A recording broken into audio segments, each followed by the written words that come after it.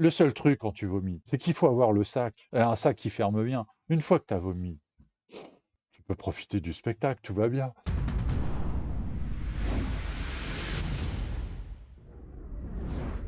Debout là-dedans. Hé, hé.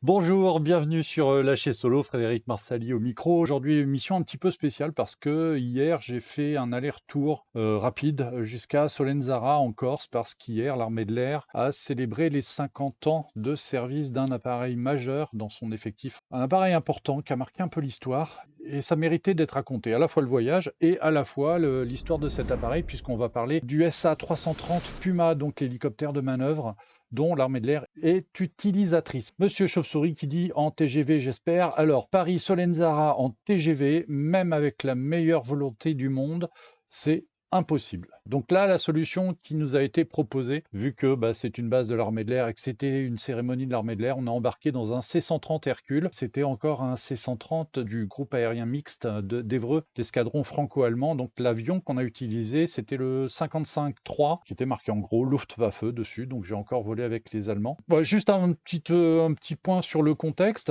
On n'était pas très nombreux en tant que journaliste sur cette manip. Donc je tiens à remercier le CIRPAER de m'avoir accrédité parce que je goûte le privilège qui m'a été offert parce qu'on n'était que 4 journalistes à bord. L'avion était plein, enfin plein. Mais dans la configuration où il était plein.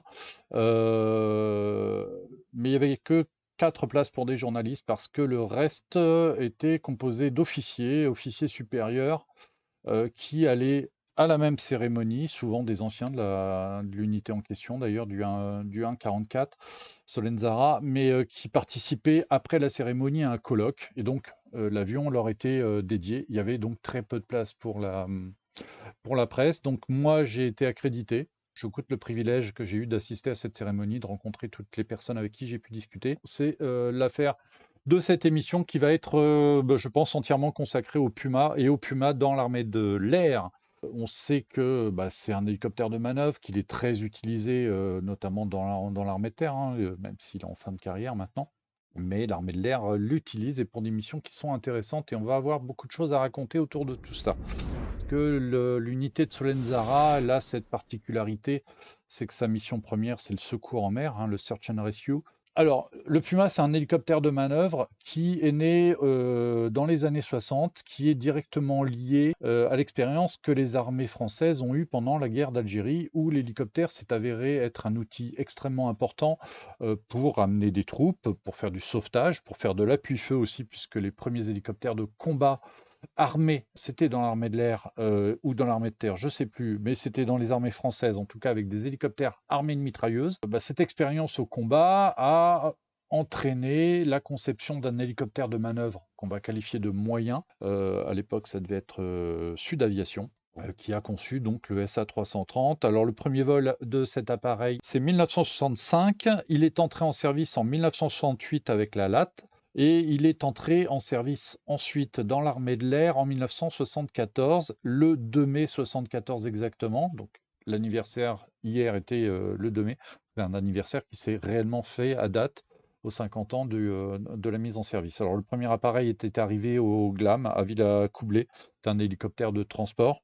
Et puis ensuite, l'armée de l'air a reçu seulement une trentaine d'appareils de ce type dans différentes versions qu'on va vous détailler tout à l'heure.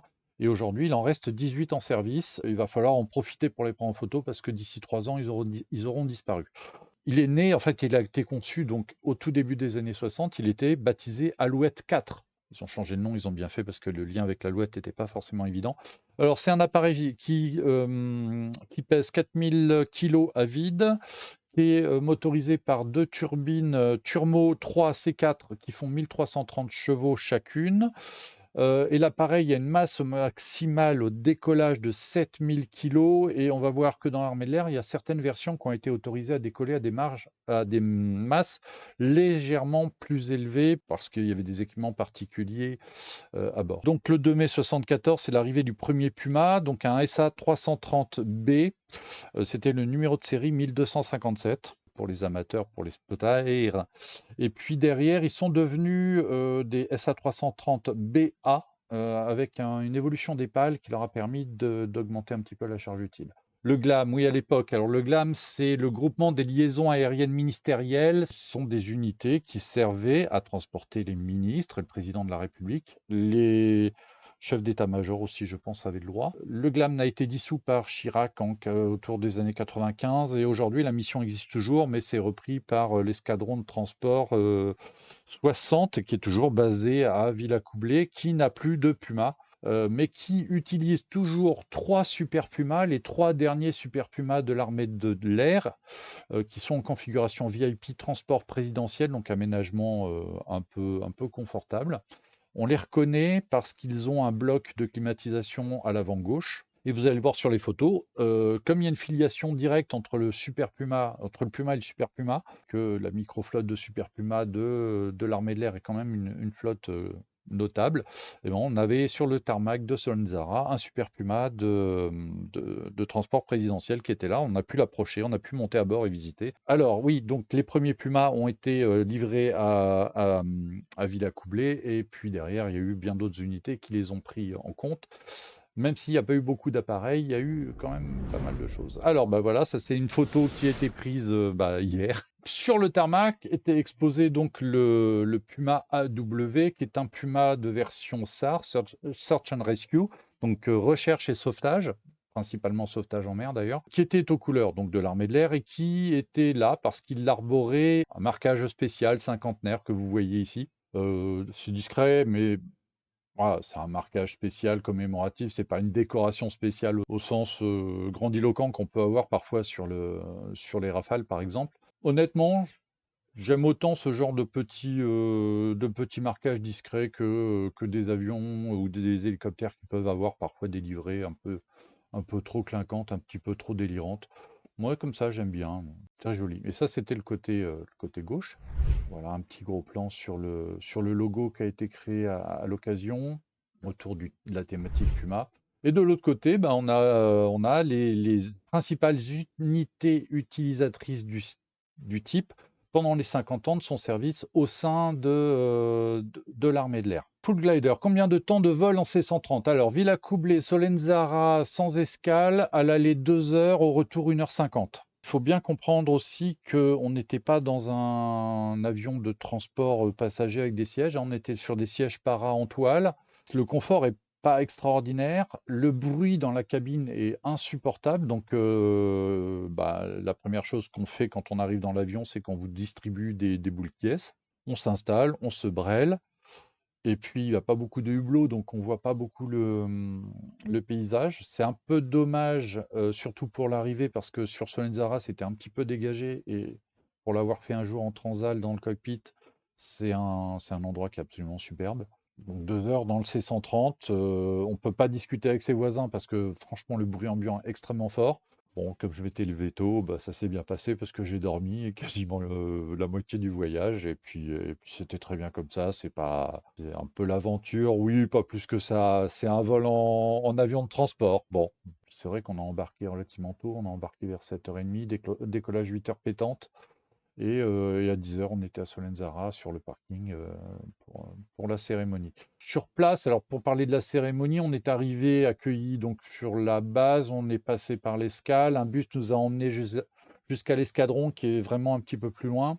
Là, il y a eu une cérémonie protocolaire, revue, discours, lecture d'un ordre du jour, remise de médailles à 3 personnels de la base, dont un plongeur sauveteur et un mécanicien de l'unité. Après, il y a eu un petit, pas un cocktail, un petit buffet. On en a profité pour commencer les interviews. On a interviewé un mécanicien, on a interviewé le plongeur qui avait été médaillé de la médaille militaire. Et puis, avant le début de la démonstration, on a pu interviewer le général commandant la brigade d'assaut et de transport. On va y revenir. Et puis, on a terminé avec le commandant en second de l'unité qui nous a raconté plein de choses très intéressantes sur son unité et sur le pilotage du Puma. Et puis après, retour, on s'est posé à 18 heures à Villacoublay. En tout cas, on s'est bien amusé. C'était vraiment une journée vraiment passionnante. Sachant par exemple, ceci dit, sur ce vol, vu que les conditions météorologiques sur la France étaient très difficiles hier, On s'est fait un peu brasser. Je m'y attendais, j'ai pas été malade, et cetera. C'est vrai que quand tu as pas la vision extérieure, ton oreille interne, elle peut te faire des coups de Trafalgar, puisque ton équilibre, l'oreille interne, gère l'équilibre et quand, il y a les différences de perception entre l'oculaire et l'oreille interne, c'est là qu'on est malade. Heu, donc dans un avion, on regarde pas dehors, on suit les turbulences et on peut pas les anticiper et le cerveau n'analyse pas les mouvements correctement. C'est là qu'on est malade. Là, moi, j'ai pas été malade du tout. Je suis rarement malade dans les transports.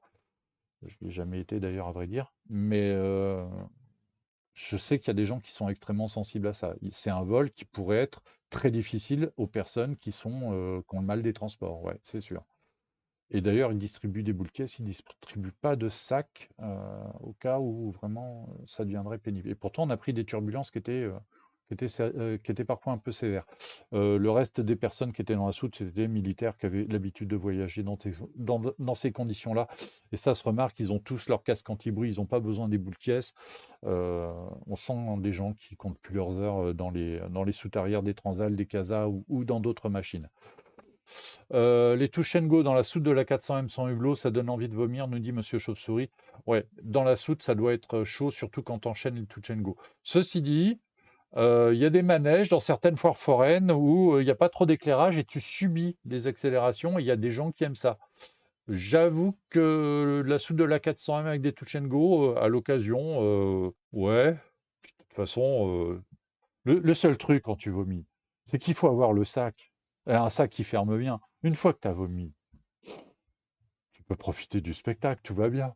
Alors, les dessins, les insignes qui sont sur la poutre du puma décoratif, enfin du puma qui a servi pour l'exposition statique, elle est intéressante parce qu'elle montre des unités sur lesquelles on a peu d'informations parfois, vous allez voir. Donc dans l'ordre ici, vous avez l'escadron d'hélicoptères 268 Maurienne, qui est en fait une unité qui est aujourd'hui intégrée au 144 de Solenzara, qui est en fait une unité dont la fonction est la formation des équipages de Puma. Alors ça peut être équipage de conduite, mais ça peut être aussi formation des plongeurs. Euh, donc c'est une unité qui existe toujours. Alors je ne vous ferai pas l'historique des traditions du Maurienne, parce qu'il me semble que c'est une unité à la base de bombardiers, Guyane et Tunisie, des bombardiers français libres. Mais ça, il y a des livres entiers pour vous expliquer ces histoires de tradition, de changement de nom, de changement de numérotation. On va rester simple, parce que là, si on rentre là-dedans, demain, on y est encore. Ici, on a l'escadron électronique 53, qui était une unité qui était basée à Metz et qui a utilisé un Puma Elint, un Puma qui a été modifié pour la reconnaissance électronique, pour l'écoute électronique, qui était donc basé à Metz et qui a utilisé cet appareil de 1985 à 1993. Ici, on a l'escadron d'hélicoptères 567 Alpille, donc une unité qui a été basée à Istres et à Aix sur Puma et qui a volé avec des Pumas entre 1975 et 2004. Celle-ci, c'est l'ETOM 52. Alors, les ETOM, ce sont les escadrons de transport d'outre-mer. Celui-ci est celui de la Tontouta en Nouvelle-Calédonie, qui a utilisé des Pumas à partir de 1976 et en particulier en 1981, ils ont eu un Puma modifié avec un canon de sabord qui était baptisé Pirate. Donc un appareil qui était apte à faire de l'appui-feu. Ici, on a le GIH, l'insigne du GIH. Alors le GIH, qu'est-ce que c'est? Le GIH, c'est le groupement interarmé d'hélicoptères. C'est une unité qui a été basée à Villacoublay à partir de 2006. C'est une unité qui est née d'un besoin, qui est d'ailleurs lié à la Corse. Il y avait eu un détournement, alors je ne sais plus par qui, peut-être par des indépendantistes corses, qui avaient détourné un ferry il y a quelques années. Et le GIGN ou le RAID était intervenu, était arrivé sur le ferry avec les hélicos et avait arrêté les gars et puis le bateau était rentré en Corse. Donc ce petit incident avait donné l'alerte aux autorités en disant: «Ouh là, s'il y a des des événements un petit peu dramatiques, un petit peu compliqués, où il y a besoin d'emmener ces troupes d'intervention à certains endroits, s'il y a besoin d'hélicos, ce serait bien d'avoir quelques hélicoptères qui soient dédiés à ce genre d'intervention». Ça a entraîné la création du GIH, qui est basé à Villacoublay, qui dispose de 7 hélicoptères. Alors, ils ont un hélicoptère armée de l'air, un Puma justement. Ils ont plusieurs Pumas de la LAT et ils doivent avoir un hélicoptère qui est fourni par la marine.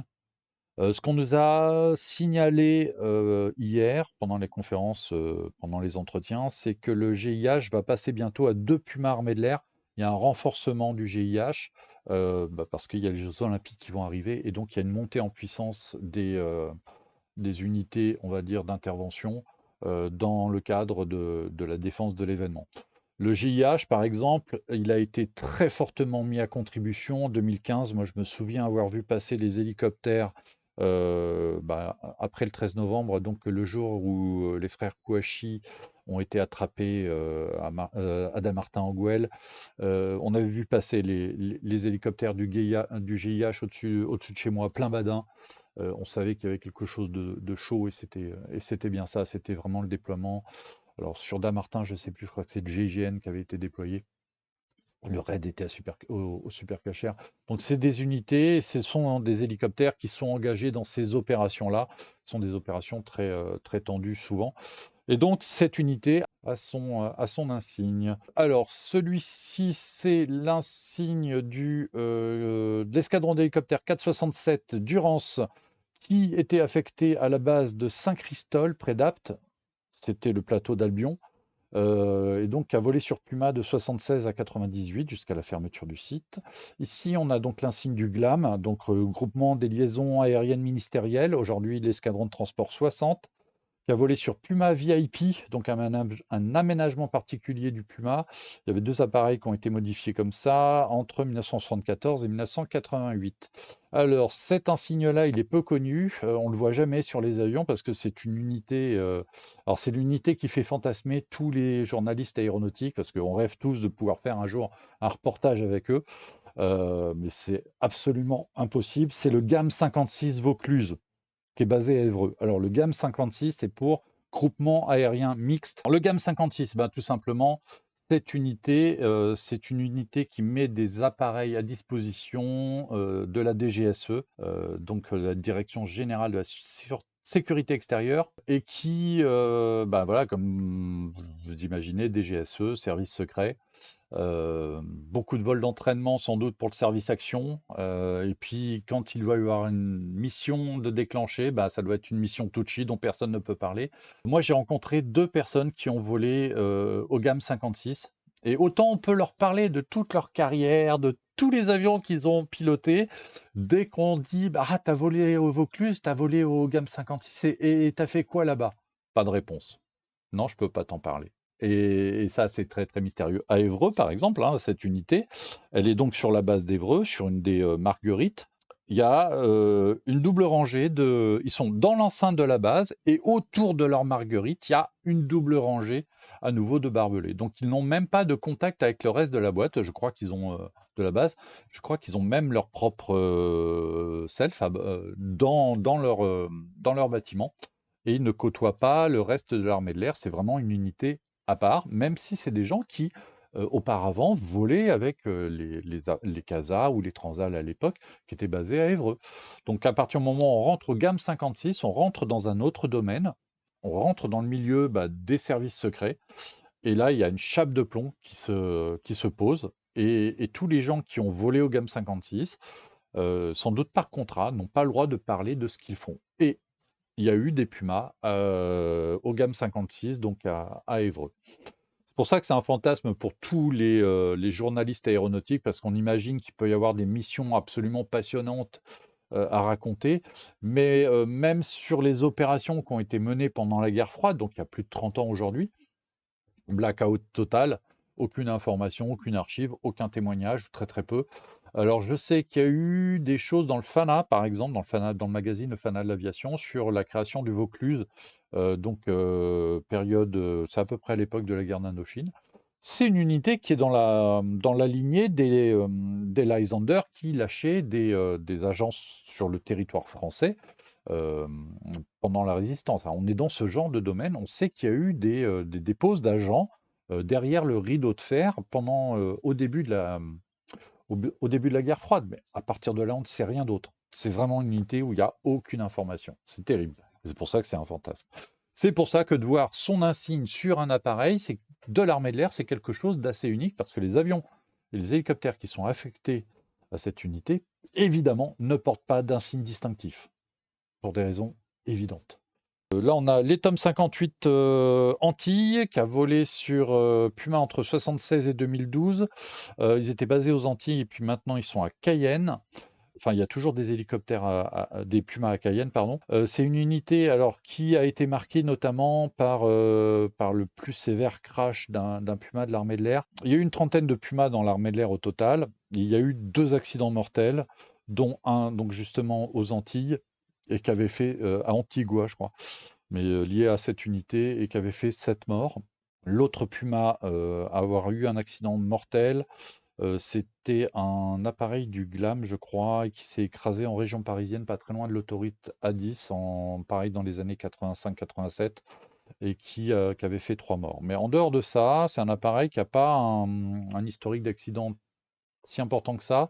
Il y a quand même eu un accident récemment, en 2018, où un appareil du 1,44 Nzara a fait un posé dur sur un terrain juste à côté.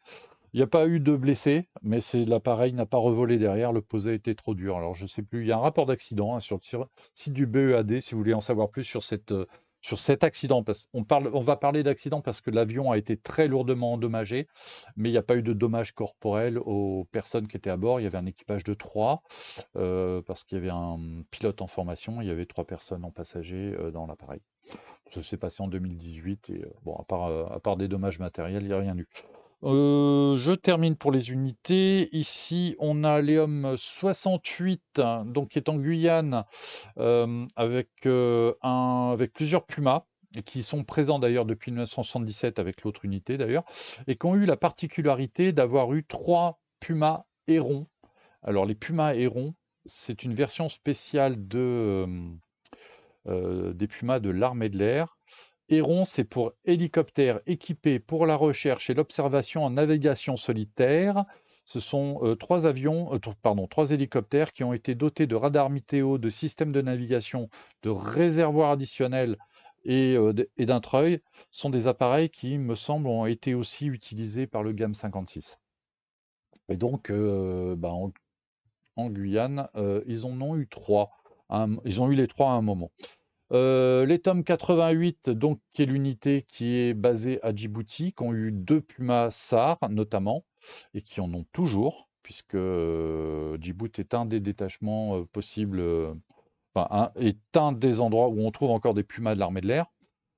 Ici, c'est l'insigne de l'escadron d'hélicoptères 144 Solenzara, c'est c'est le nom de sa base et c'est aussi son nom de tradition. Donc actuellement, ils ont 7 appareils, 4 en dotation et 3 qui sont en grande visite chez le constructeur. Mais on va parler de disponibilité un peu plus tard, vous allez voir. Et puis là, on a l'escadron d'hélicoptères 167 Pyrénées qui a volé sur Puma de décembre 1974 à mai 2017. C'est une unité qui est toujours basée à Cazaux. Manque sur cette poutre 2 unités qui ont été oubliées. Le CEAM, donc le Centre d'expérimentation d'aviation militaire, qui est basé à Mont-de-Marsan et par lequel transitent tous les matériels qui rentrent au sein de l'armée de l'air, et qui est une unité d'expérimentation et de développement. Et puis l'Etom 82 Maine, qui a utilisé des Pumas à Tahiti entre août 95 et avril 96. Voilà, ça ce sont les différentes unités qui ont utilisé des Pumas dans l'armée de l'air depuis 50 ans. Donc il y a eu 32 appareils qui sont rentrés en service, et là où l'armée de l'air fait fort, c'est que une trentaine d'appareils, c'est quand même pas une grosse dotation, c'est quand même pas une grosse flotte. Malgré tout, ils ont réussi à avoir 6 versions principales et 2 variantes. Alors, les versions principales, c'est la version standard, donc hélicoptère de manœuvre, aménagement vide, ou alors siège para en toile.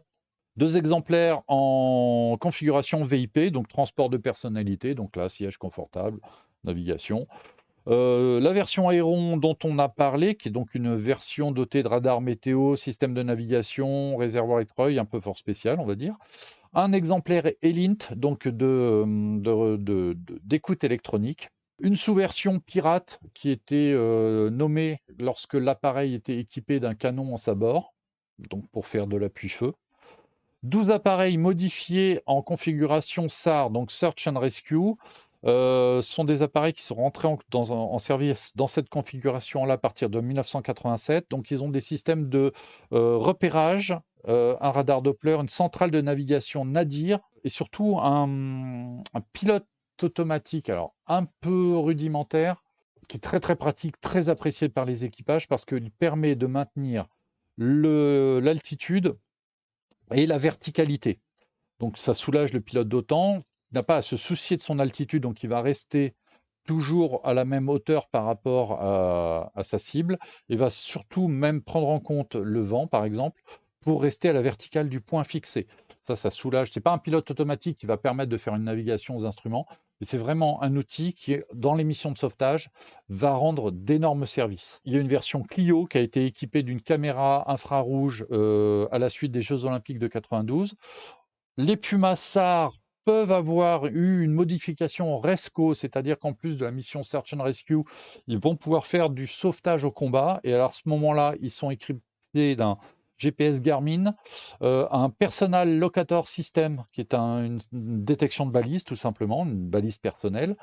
Capacité d'armement avec des mitrailleuses 7,62 AA52 ou Mac 58, un Damien, un détecteur d'approche de missiles ennemis couplé à un Sherlock, non pas forcément d'ailleurs couplé, disposant aussi du Sherlock, c'est-à-dire un système héliporté d'écoute radar et de localisation. Donc en gros un appareil qui permet de détecter les menaces adverses et de pouvoir s'y adapter dans le cadre d'une mission de recherche et de sauvetage au combat, c'est-à-dire récupération par exemple d'un pilote éjecté en dehors, au-delà des lignes ennemies. Une mission dont l'armée de l'air a une certaine spécialité, qui aujourd'hui s'effectue avec des caracals, donc une évolution, une amélioration du Puma plus que sensible. Un appareil un petit peu plus performant, un petit peu plus gros, beaucoup plus lourd, mais c'est quelque chose que l'armée de l'air connaît bien. C'est dédié à la récupération d'ailleurs des pilotes éjectés, notamment de l'armée de l'air, mais aussi des alliés. Et dans le cadre des Puma SAR Resco qui ont été équipés de VHF, UHF, AFQuick, donc pour avoir une compatibilité autant, il y a une modification OACI avec des GPS, avec des écrans EHSI, c'est-à-dire un HSI, indication de situation horizontale, mais avec des indications tactiques dessus, radio 833, il y a un IFF, mode S. Donc ça, ce sont toutes les versions qui ont été développés pour l'armée de l'air pour ses différents usages. Donc on a du transport, hélicoptère de manœuvre, transport de troupes, transport de personnalités, mais aussi des missions opérationnelles, pirates, et surtout la mission Search and Rescue, sauvetage, qui est aujourd'hui la mission principale des unités qui utilisent le Puma, aujourd'hui encore. Et pour donner une petite idée des missions de sauvetage, oui, si les Puma SAR de Solenzara sont effectivement essentiellement dédiés au Search and Rescue, ça reste encore des appareils qui sont potentiellement engageables pour des missions de combat. Et à ce titre, l'unité s'entraîne à transporter des troupes et à faire, par exemple, comme on nous l'a montré hier, une évacuation de troupes en grappe, qui est un exercice assez délirant, puisque il y a une corde, enfin, un câble, pardon, sur lequel les soldats s'agrippent, s'accrochent, et après, il n'y a plus qu'à lever tout le monde. Alors évidemment, là, on ne va pas faire Solenzara Villa Coublé là-dessous, parce que l'hélicoptère de toute façon ne pourra pas, et je pense que c'est très très inconfortable.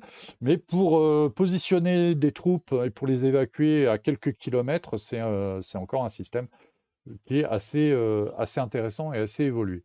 En voyant la démonstration en grappe, justement tout à l'heure, je me suis dit, ça, c'est un kiff. Et honnêtement, si on me propose de le faire, je dirais peut-être pas non. Pas forcément pour faire des kilomètres. Villa Coublé, la Corse, non.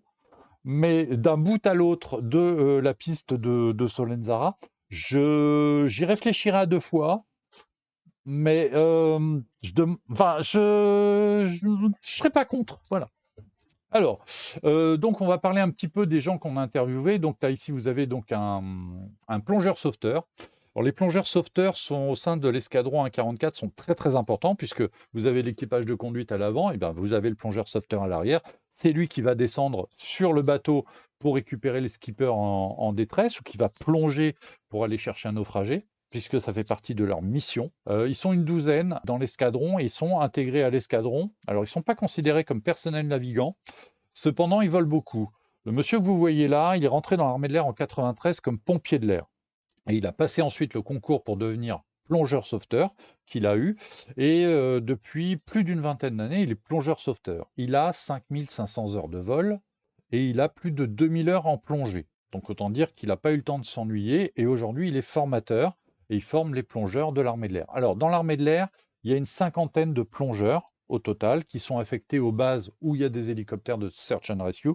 Donc, il y en a à Caso, il y en a à Solenzara et il y en a aussi dans les détachements et dans les unités d'outre-mer. Là où il y a du Puma, par exemple, c'est Djibouti, Cayenne et la Nouvelle-Calédonie. J'en oublie peut-être, mais on reprendra s'il y a besoin.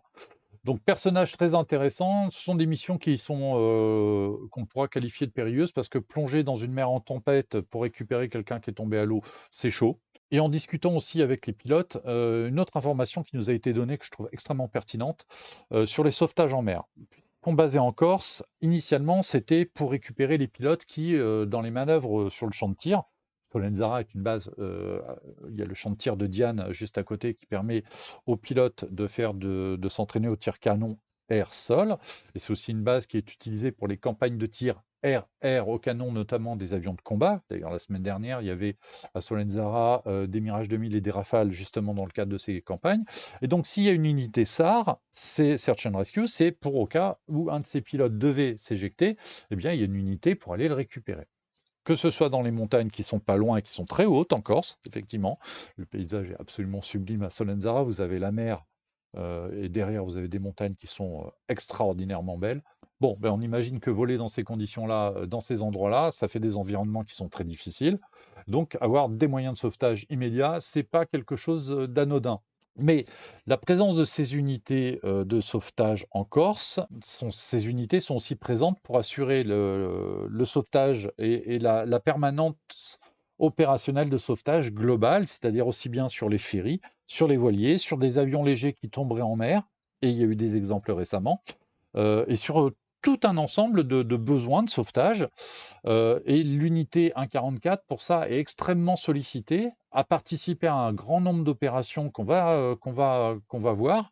Et Franck May nous en parle pour le DA40 de Cannes, qui tente la traversée par Merlu, par exemple. Et effectivement, celui-ci, c'est un Puma du 144 qui est allé récupérer l'équipage. Mais il n'y a pas eu que ça, il y a eu des missions absolument extraordinaires qui ont été menées par les Pumas de l'armée de l'air. On peut éventuellement y revenir. Alors ça, c'est le commandant Tommy, pardon, c'est son prénom, qui est le second de l'unité et qui prendra peut-être le commandement bientôt, qu'on a pu interviewer. Et puis ça, c'est le général Fabrice Felloa, général de brigade aérienne, à la tête de la brigade aérienne d'assaut et de projection. Je vais vous résumer un petit peu ce qu'il nous a raconté. Il nous a surtout confirmé une information qu'on avait eue de la part du mécanicien qu'on avait interviewé juste avant. Et c'est une surprise pour un avion pardon, pour un hélicoptère qui a 50 ans de service. Les Pumas dans l'armée de l'air, la disponibilité est bonne, en particulier à Solenzara. Il n'y a pas beaucoup d'appareils, mais pour l'instant, ils en ont 7. 4 dispo, 3 en GV. Et la dispo est bonne. Ça n'a pas toujours été le cas. Et là, je vais vous renvoyer sur un article de Frédéric Lert qui a été publié dans Aerobuzz il y a quelques années, parce que l'histoire du 144 est un peu particulier. C'est une unité qui a eu des H-34, qui a ensuite reçu des Pumas, qui après est basculée sur Super Puma, et quand la micro-flotte de l'armée de l'air des Super Puma a été dégagée, donc en 2016-2017, elle est revenue sur Puma. Alors c'est assez compliqué pour les équipages de passer d'un appareil moderne à un appareil plus ancien. C'est absolument pas intuitif ni logique, mais ça a été fait. Et pendant plusieurs années, les Pumas de l'armée de l'air et les Pumas de Solenzara, ça a été très compliqué. La dispo était pas bonne, alors qu'il y avait des missions super importantes à assurer. Mais finalement, ce que nous ont expliqué les équipages et le général, c'est que, bon, avec un petit peu de chance, avec le soutien de l'industriel, mais surtout par l'organisation de l'unité, ils ont pu surmonter cette difficulté et aujourd'hui avoir une disponibilité exemplaire sur leurs appareils. Or, ce sont quand même des appareils qui ont 50 ans. On ne nous a pas donné le nombre d'heures de vol que chacune avait, mais je pense que ce sont des totaux relativement élevés. Pour des missions qui sont difficiles, dans un environnement qui est difficile, les Pumas de l'armée de l'air sont utilisés dans ce qu'ils appellent des environnements un peu abrasifs, c'est-à-dire que vous avez l'environnement salin à Solenzara, puisque la mer est à 300 mètres de la piste. Vous avez le sable à Djibouti, vous avez l'humidité à la Nouvelle-Calédonie ou en Guyane, et à la fois de l'univers salin. Donc ce que nous a dit par exemple le mécanicien, c'est que leur job à eux, c'est effectivement de maintenir cette disponibilité, mais le terme qu'il a utilisé, c'est un combat permanent contre la corrosion. Et ils arrivent à le maîtriser parce que l'hélicoptère est à échelle humaine, qu'il est relativement accessible dans ses œuvres vives pour la maintenance et pour les interventions. Le mécanicien qu'on a interviewé, le sergent-chef Mathieu, venait, lui, de la maintenance des C-135 FR de l'armée de l'air, donc qui étaient des avions d'une génération un petit peu avant, hein, puisque les C-135, c'est des avions des années 50, livrés à la France dans les années 60. Le Puma, lui, est conçu dans les années 60 et rentre dans l'armée de l'air dans les années 70, donc c'est vraiment la génération d'après.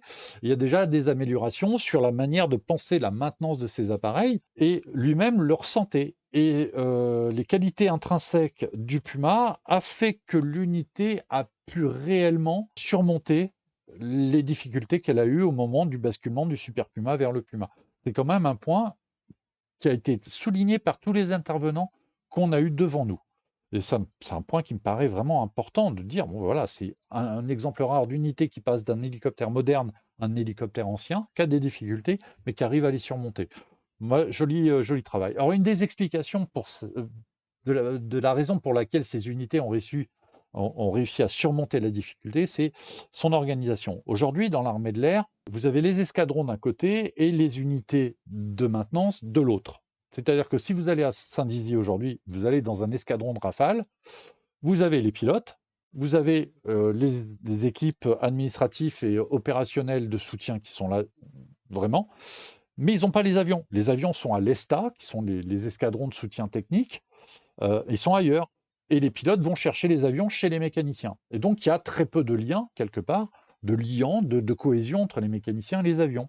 À Solenzara, petite unité, 120 personnes, 20 navigants, tout le reste, c'est des mécaniciens. C'est encore une unité à l'ancienne avec les mécaniciens qui sont intégrés à l'escadron. Donc, il y a un effet d'appartenance et il y a un côté motivation extrême. En plus, un escadron d'hélicoptères, donc je pense qu'un mécanicien qui a envie de voler doit pouvoir le faire. Donc ça, c'est quelque chose qui, moi, me paraît être un facteur explicatif. Si la disponibilité des Pumas dans cette unité-là est bonne, peut-être que ce n'est pas le facteur principal, mais c'est un facteur explicatif suffisamment important pour être souligné. C'est une unité où les mécaniciens sont au contact des équipages, donc les retours d'informations se font, et quand l'avion n'est pas disponible, ben, l'engueulade, elle se fait globalement, et il y a un échange, il y a quelque chose, c'est super important.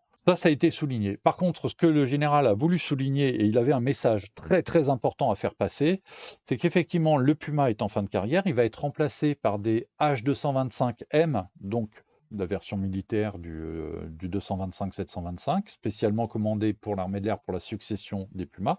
Donc il va y en avoir 8 qui vont être commandés, qui ont été commandés dans le cadre du plan de relance et qui vont être livrés à partir de la fin de cette année. Et puis il y en aura 8 autres qui vont arriver de l'ALAT, ce qui fera un total de 16 H225M à destination de l'armée de l'air, qui va pouvoir donc rééquiper toutes ces unités, y compris les unités outre-mer, et donc l'unité de Solenzara.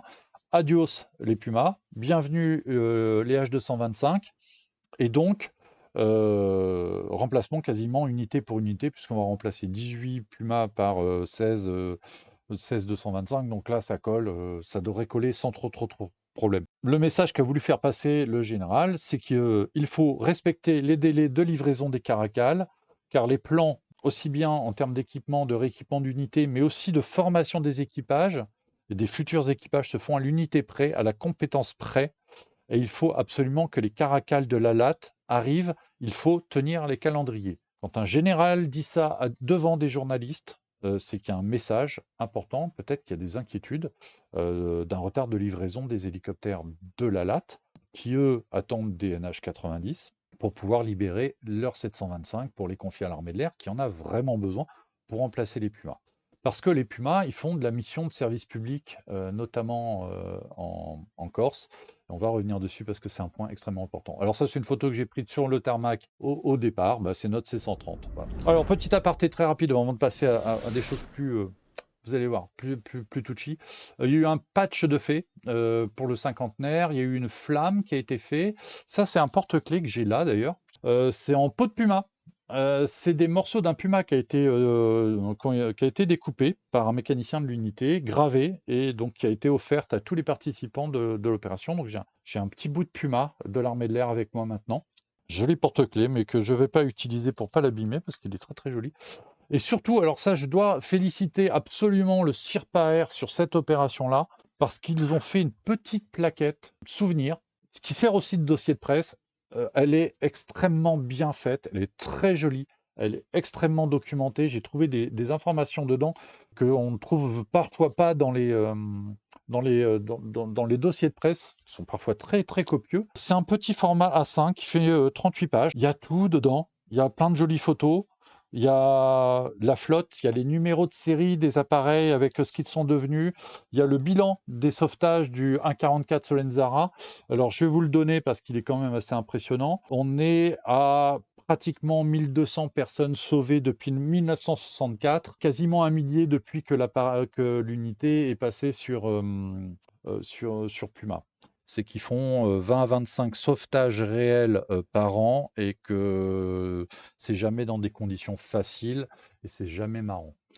Voilà par exemple une opération, alors là ça se passe bien parce que la mer est plate, c'est peut-être un sauvetage, un exercice. On voit les plongeurs qui sont allés récupérer un skipper.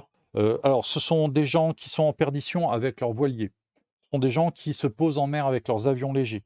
Ce sont des malaises sur des ferries. Et ça, ce sont des interventions qui sont toujours difficiles. Mais ce qui est très difficile, ce que nous a expliqué le pilote, et c'était ça qui était intéressant, c'est que les interventions sur les voiliers, par exemple, sont parmi les plus compliquées, les plus marquantes pour lui, parce que les voiliers, c'est petit. L'hélicoptère est juste au-dessus, donc pour tenir le stationnaire, il n'a pas de visuel. Sur un ferry, 200, 300 mètres de long, que ce soit en plage arrière ou en plage avant, pour déposer les gars, il a des repères. La cheminée, les mâts, etc. Mais sur un voilier, bah, il n'a pas le repère. Alors, le pilote est à droite, le treuil à droite. Donc, le pilote voit bien ce qui se passe. Le chef de bord est à gauche, le commandant de bord est à gauche. Mais le pilote qui va avoir les commandes à ce moment-là est à droite, treuil à droite. Malgré tout, le voilier va être souvent sous lui. Ça va être très difficile à voir. Donc ça va être très compliqué pour le récupérer. Si on rajoute là-dessus les conditions météo, on imagine que c'est pas vraiment un sport de masse. Malgré tout, bah, ça dégage, ça décolle et il faut y aller. Ça, c'est une photo juste pour le plaisir, un Puma de l'armée de l'air que j'ai faite un 14 juillet, alors je ne sais plus en quelle année, qui avait fait une démonstration sur la Seine. J'étais arrivé un peu tard, ils avaient fait ça juste après le défilé, avant de se poser aux Invalides. Bah, c'est exactement une démonstration de sauvetage, mais ça peut marcher sur un fleuve. Ça, c'est un défilé du 14 juillet aussi, où il était passé devant un bâtiment, un monument qu'on ne nommera pas. Et là, on arrive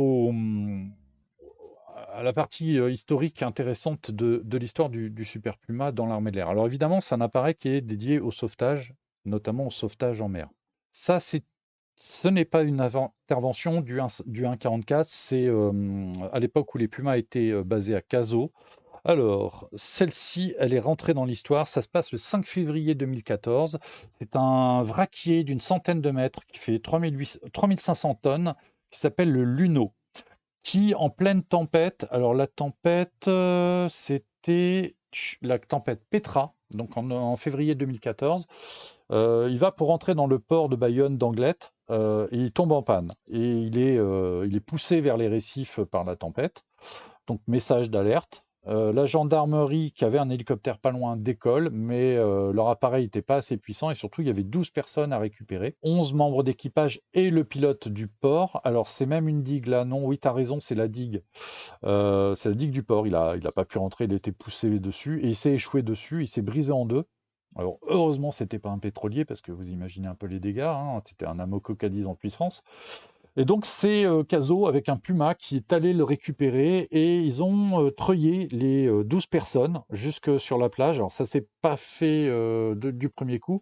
Ils sont allés une première fois, ils se sont reposés sur la plage, ils sont repartis et c'est là qu'ils ont fait les treuillages. Et alors bah là pour une fois c'est pas un article d'Aérobuzz, mais c'est un article de Sud-Ouest qui raconte cette intervention et qui montre à quel point le sauvetage en mer, c'est pas un sport de masse. Et c'est pour ça que l'histoire du Puma, c'est pour ça que l'anniversaire du Puma, c'est quelque chose d'important et qu'il faut souligner parce que ce sont des missions qui sont absolument extraordinaires. Le Luno, le vraquier en question, il a été complètement brisé ensuite. Donc vraiment, ce sauvetage-là, euh, c'est 12 vies sauvées. Vraiment.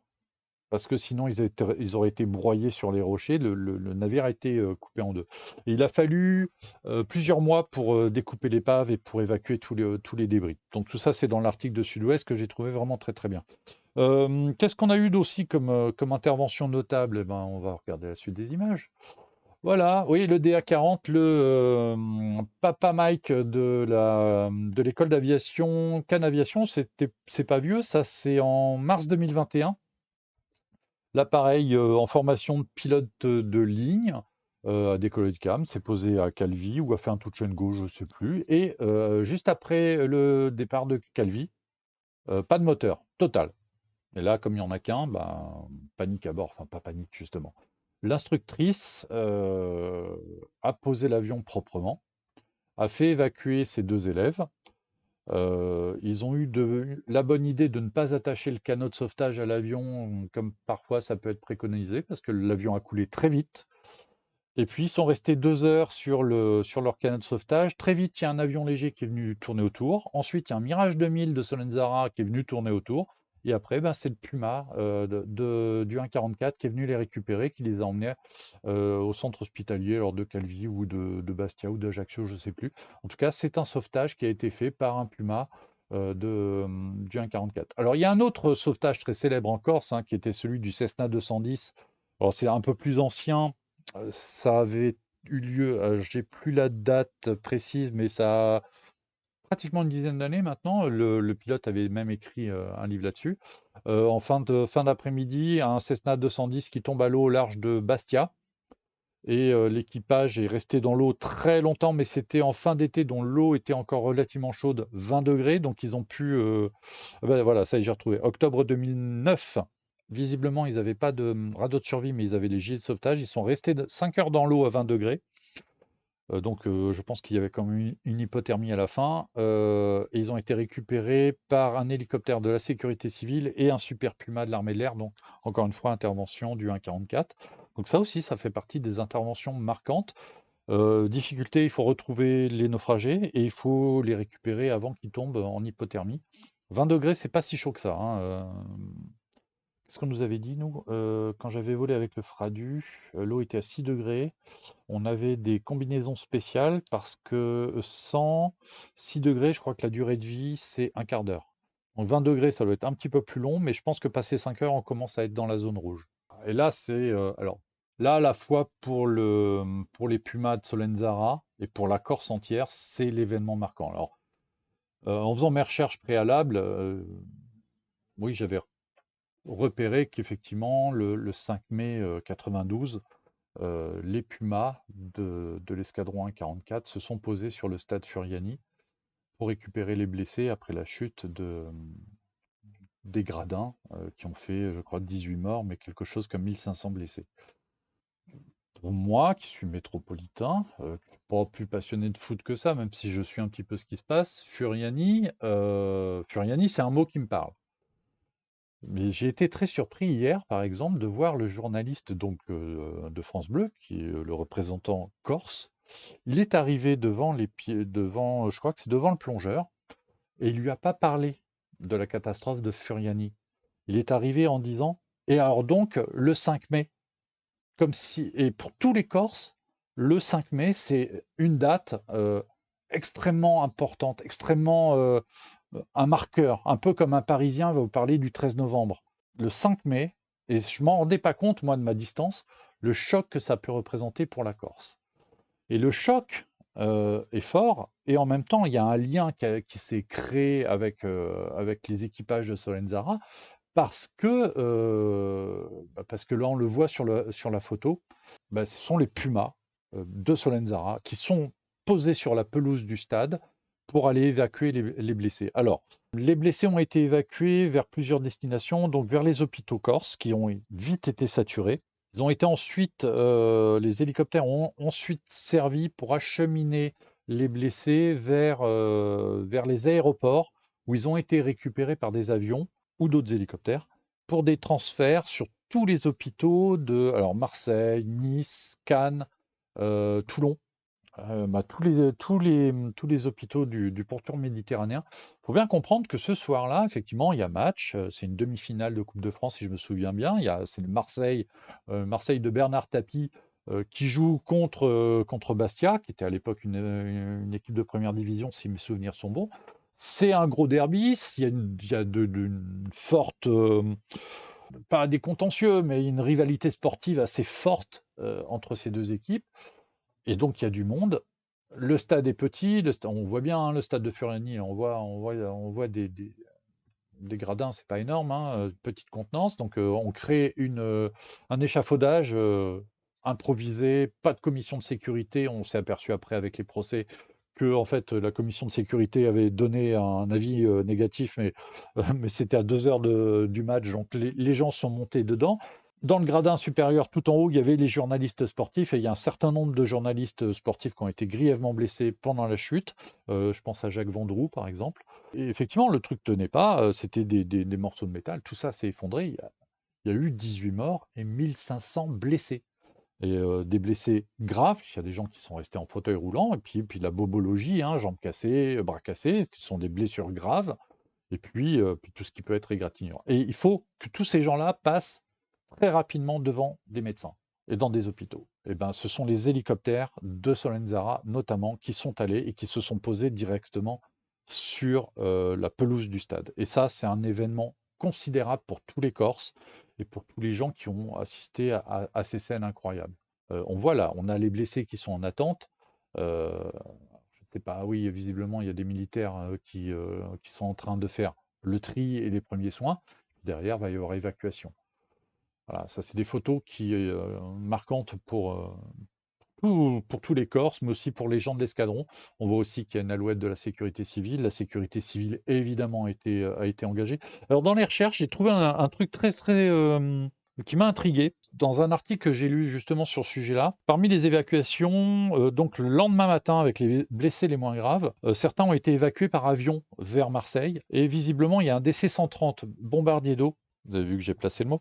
Donc celui sans doute le Pélican 82 qui est venu à Bastia pour récupérer une cinquantaine de blessés pour les ramener du côté de Marseille. Donc l'avion qui était en contrat feu de forêt, qui était déjà là parce qu'on est démumé, a été utilisé pour ces fonctions-là. Donc, ça veut dire que derrière, c'est une expérience qui a peut-être servi aussi pour la sécurité civile, pour se dire, si on a des avions, et qu'on a des avions de capacité de transport, ça peut être aussi pour ce genre de mission, on a besoin, dans le cas de ce genre de catastrophe, d'évacuer des gens. Et effectivement, aujourd'hui, avec un Dash, et on l'a vu à Haïti en 2010, on peut dégager des gens. Alors, le Tanker 82, c'était du RADS. C'était la première saison des RADS. Et donc, c'est une soute, la soute dans laquelle on met normalement du retardant. Ça dégage en 20 minutes, une demi-heure. Derrière, il y a un aménagement qui est possible avec les sièges para. Puis après, je ne sais pas, peut-être que les blessés étaient suffisamment. D'ailleurs, s'ils n'en ont emporté qu'une cinquantaine dans un C130, ça veut dire que ce sont les sièges para sur les côtés qui ont été utilisés uniquement. Et là, là où j'ai une question, c'est dans le même article, il parle d'un Airbus qui est venu chercher 40 blessés, dont 26 sur brancard. J'ai regardé, alors normalement, il n'y avait pas encore d'Airbus dans l'armée de l'air à ce moment-là. Donc, si quelqu'un a une information sur les suites du drame de Furiani, qui sait où trouver de la doc, je serais curieux de savoir quel était cet avion qui est venu donc évacuer des blessés vers Marseille le 6 mai 92 à Bastia, visiblement. Donc ça, c'est juste une petite parenthèse personnelle. Parmi les autres missions qui ont été assurées par les Pumassar, on a par exemple très récemment, le 18 août 2022, une tempête soudaine qui a éclaté sur la Corse. Il n'y a pas eu de victimes. Ou très peu, je crois qu'il y en a eu 2.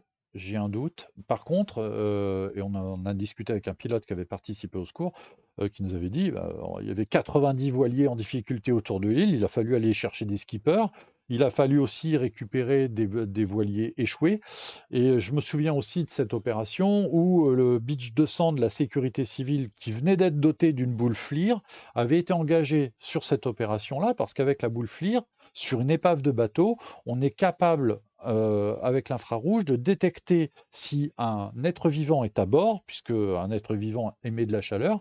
Donc, à la caméra thermique, dans une coque de voilier moderne en carbone, on voit s'il y a un corps chaud à l'intérieur. Donc, vous imaginez tous les outils qu'on peut utiliser et à comment l'hélicoptère, dans ces cas-là, peut être très très utile. Plutôt que d'envoyer un plongeur, relever un navire pour aller voir à l'intérieur s'il y a un corps ou pas, le temps perdu à le plonger, le récupérer et le temps qu'il fasse son exploration par rapport à une boule thermique qui permet de voir, oui, là, il y a un corps, il n'y a pas de corps, il y a un doute, il n'y a pas de doute. Allez, on va au suivant. Très, très important en termes de planification opérationnelle. Qu'est-ce qu'il y a eu d'autre comme opération? Bah, il y a, alors, et l'escadron, non seulement aujourd'hui est apte, alors même s'il ne participe plus, il est apte OPEX, il s'entraîne réellement pour les OPEX. J'ai parlé tout à l'heure de la solidarité au sein de l'escadron. Un point aussi qui vient ajouter à ça, c'est que l'escadron a toujours des missions d'entraînement très variées parce qu'elle est enfin, en gros, un peu de réserve pour les OPEX. Pour le César, ça veut dire que pour le combat de SAR, ils continuent à s'entraîner et ils sont partie prenante d'Héphaïstos. Alors, Héphaïstos, c'est le dispositif militaire d'appui contre les feux de forêt, et en Corse, c'est un dispositif qui est essentiel. L'ALAT met à disposition des hélicoptères. Les Pumas ne participent pas directement aux opérations d'extinction, il n'y a pas de Bambi Bucket par exemple, mais les appareils peuvent être mandatés pour faire du transport, transporter des pompiers éventuellement ou du matériel. Ils peuvent être aussi utilisés pour de la récupération et ça a été fait il n'y a pas très très longtemps avec une nacelle Escape. Ça c'est un outil qui est arrivé très récemment dans les forces, qui a été conçu plutôt pour le GIGN. C'est un filet pliant qui s'ouvre, puis il y a un endroit où on peut s'accrocher et se sangler. Et les personnels, donc l'hélicoptère arrive, déploie la nacelle Escape, les gens montent dedans, s'accrochent et l'hélicoptère part avec. Donc c'est quelque chose où l'embarquement prend quelques secondes. Juste le temps de monter, de s'accrocher, éventuellement de s'asseoir ou même de tenir debout, ça permet d'emmener un peu comme la grappe à quelques centaines de mètres. La grappe est plus complexe parce qu'il faut s'accrocher et on tient les jambes dans le vide. Sur une escape, comme ça, on peut éventuellement évacuer un blessé. Ce que nous ont raconté les gens du 144, c'est qu'il y a eu des évacuations de pompiers en difficulté en Corse avec une nacelle comme ça à partir d'un Puma de l'armée de l'air. Donc ça a été utilisé dans ce domaine-là. Donc on voit que le H144 est une unité opérationnel qui fait du SAR, qui est impliqué dans des missions qui sont complexes, avec une machine qui vieillit, mais qui vieillit plutôt bien. Le pilote nous expliquait, ben, par rapport à tous ses successeurs, le Puma est super important parce qu'il a une garde au sol assez importante. L'appareil est assez haut sur pattes, ce qui permet de le poser dans des endroits où il y aurait des rochers. Et le pilote, Tommy, nous a expliqué pendant son détachement en Guyane, il nous a expliqué tout simplement que lui, avec le Puma, il se posait dans des endroits où les Fennecs ne peuvent pas. Eh bien ça, c'est un outil, un avantage que le Puma a. Et je ne suis pas sûr que le Caracal ait une garde au sol aussi importante. Donc ça, c'est un point à prendre en compte sur certaines opérations. La hauteur aussi du rack, du rotor anti-couple, est aussi un avantage parce que tête baissée, on peut passer, hein. Sur d'autres hélicoptères, on ne peut pas passer, impossible. Donc ça fait partie des avantages du Puma, qui a un pilotage direct, qui est une machine qui se pilote un petit peu à l'ancienne, mais justement qui est attachante pour ça. Tommy nous a carrément dit, hein, c'est mon hélicoptère de cœur, c'est celui sur lequel il a débuté, celui sur lequel il a le plus d'heures de vol. Et lui voit arriver alors le H225M avec intérêt, parce que c'est une machine qui va apporter d'autres capacités, mais qui est quand même beaucoup plus complexe. Est-ce que justement le fait d'avoir une machine rustique n'est pas un facteur explicatif à la longévité de cet appareil? Alors évidemment, il y a des histoires aussi de budget. C'est évident que dans l'armée de l'air, les hélicoptères ne sont pas forcément le vecteur absolument prioritaire. par rapport aux avions de combat ou aux avions de transport, sur lequel aussi il y a des arbitrages et des tiraillements. Et c'est pour ça aussi que l'armée de l'air compte énormément sur la livraison des 725 de la LAT, parce que là, c'est un renfort de moyens supplémentaires à faible coût, sachant qu'en plus, derrière, il va falloir financer de la succession des Fennecs qui, eux, seront remplacés par des H160. Pareil aussi, d'un bon volume. Voilà.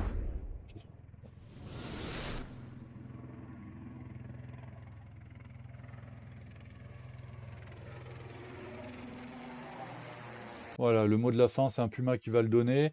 Donc, 50 ans du Puma dans l'armée de l'air, un événement quand même, alors important, peut-être pas aussi important que que le 51 de la patrouille de France, mais en tout cas plus important, et là ça va être ma petite vanne envers envers les gens du Sherpa qui ont été adorables. Euh, on s'aperçoit que les 50 ans du Puma, qui ont été célébrés quand même en grande pompe, avec invitation de la presse, avec tout ce que vous voulez, il y a eu une cérémonie pour les 50 ans du Puma. Donc le Puma est plus important que le Mirage 2000 parce que cette année, dans l'armée de l'air, on doit fêter normalement les 40 ans de l'entrée en service du Mirage 2000 en juillet 84, arrivé à l'escadron de chasse 1 de Sigone, et visiblement, il n'y a rien de prévu pour cet anniversaire. Donc les Pumas, à 50 ans, sont plus importants que les Mirage 2000 à 40 ans, et vu les missions qui sont faites par le Puma, vu l'ambiance qu'il y a dans l'escadron, il faudrait poser la question de savoir comment ça se passe dans les détachements outre-mer.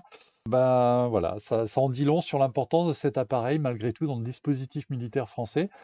Évidemment, là, on n'a parlé que du Puma dans l'armée de l'air, et en fait, c'est un exposé qui est très très court. L'histoire est beaucoup plus dense que ça. Il y a un gros livre qui a été fait sur l'histoire des hélicoptères de l'armée de l'air que je ne possède pas et qui est malheureusement devenu très difficile à trouver, donc par le général Fleurance, qui est une lecture conseillée puisque j'ai eu de très très bons échos sur ce livre-là.